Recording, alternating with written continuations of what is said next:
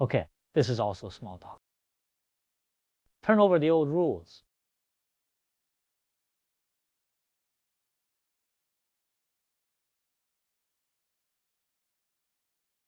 We talked about it in the last issue. Build a Raspberry Pi from scratch. The three most basic things you need. The first one is a Raspberry Pi.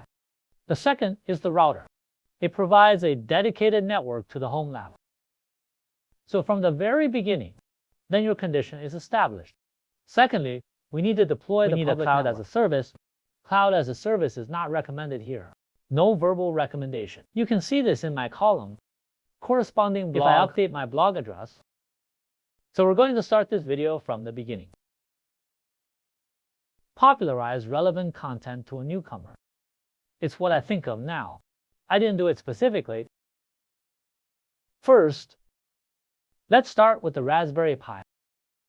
When we spent around $100 online. Go buy this Raspberry Pi. So what happens next? We can either buy this TF card at the same time, or buy a SID solid-state drive. Of course, if you don't send 5, buying a solid-state drive is the best. If it is 4, use a TF card.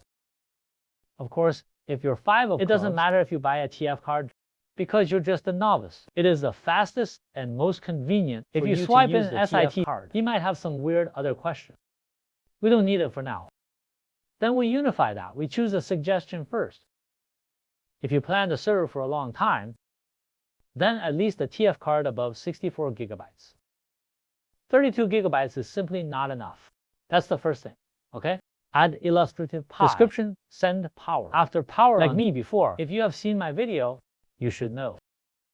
Start with a certain video. I abandoned the Ubuntu system. Instead, I chose DBase system, the official system of the Raspberry Pi. It is itself optimized and specially adapted. DBase system. Then you can understand it as the development version of the Raspberry Pi. It's better to install his Raspberry Pi system. Then you have no special needs, because we are using it stably as a server.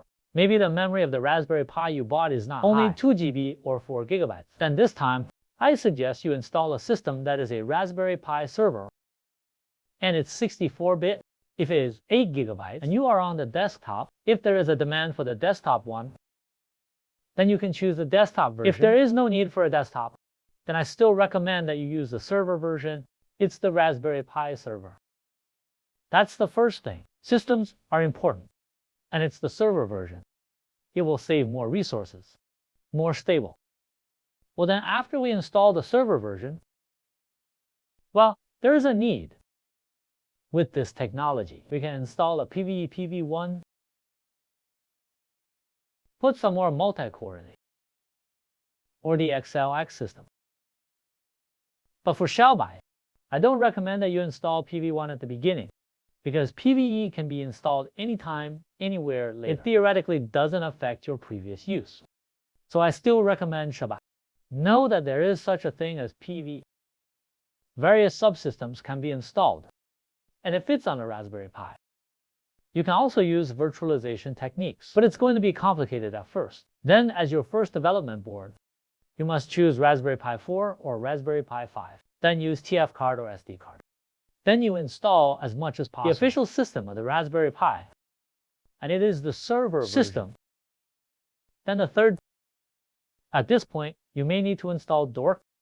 Dork's containerization technology. It allows you to install it very conveniently. Some require software later. For example, we want to build a WordPress personal blog word. WordPress is built with Doc. If you want to penetrate it into this public network, cloud as a service, then this time I will use FRP to penetrate its interest. Both of these can be deployed using DO and the NGX Homecoming agent. Obtain Candy's SL certificate. Because I used another panel, so I went through the panel, implemented configuration of NGX proxies and certificates. And these two mean your third, maybe you want to install a panel. If this panel is not installed, that is pure command line to install NGX reverse proxy or a certificate. This will be relatively troublesome.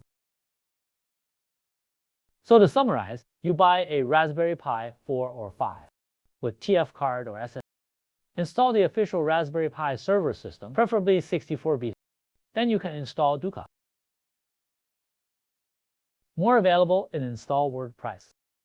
And NGX to obtain some SL certificate-related business. If you understand technology, you can install PVE. PVE under virtualization multiple or other this business.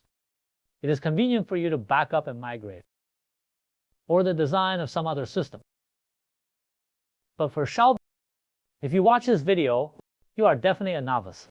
Definitely a little So PVE this thing, after you play with the first Raspberry Pi, first familiar part of the Linux, or after the concept of the server. You can argue about PVE, otherwise it will be very, very difficult. So PVE is an option. It's not a requirement. Then we come to this router. A router is an ordinary router. For this novice, as long as this network can be accessed normally, it is fine. We don't need something weird, like advertising, network optimization, network proxy, VPNs, and stuff like that. We just need it to be able to access the network normally. Give your Raspberry Pi the internet, able to download multiple images, download some services. Just download the file. Cloud as a service provider, I'll talk about it later. We put this local thing. For example, after WordPress is deployed, we need to buy a domain name. Domain name, then I will do DNS resolution through Cloudflare. Analyze to our public network. Cloud as a service internet protocol, then the internet protocol address is set to FRP. Proxy it to our local. This is a WordPress service. Then we can use the domain name to visit my local blog. As long as the local upstream bandwidth of this network can. The network does not have some network fluctuation. The network agent's words for these mistakes. Then our WordPress can be correct. On the internet, can be crawled by search engines. Then once the WordPress personal blog is established, then comes the second stage. It is to carry out a series of optimizations to this website. Yes, of course, I'm just going to say it briefly now. Wallet passes. For example, I added this by point for UMANI. I also added statistics, Google Analytics, added Google Webmaster. I also added Google Ads. Then I also set up WordPress plugin statistics. When strangers come to visit, I'll get the statistics here. This article was visited once. Secondly, I also set up the instructions with this. Also, this notification service of NTFY with multiple customers. Once someone visits my blog, so he will use this open source service of NTFY. Send me a notification. Yeah, I added up time. KUMA, this website monitoring, it can be monitored in my SL certificate for this website. How long is the valid period? The free certificate is usually if it expires, you will remind me in time. You can also remind through NTFY. Then if my website suddenly goes offline, whether it's because of server memory explosions, or because this domain name has expired, or because of all kinds of weird questions. If his website was not successfully tested, then he will also notify me I can't access this website. Then I can fix it in time. For example, my previous local expository Pi township school, I came across the Monero mining that someone else planted, causes my CPU 100%, 200%. As a result, all my other businesses were injected. This time, I just went through my local uptime. The website is detected to be offline. After the disconnection notification immediately arrives at the virus. This is my network-related business. There is also a choice of WordPress themes. This backup for WordPress, WordPress code highlighting WordPress image compression, and a short URL for water prices, and the handling of some widgets.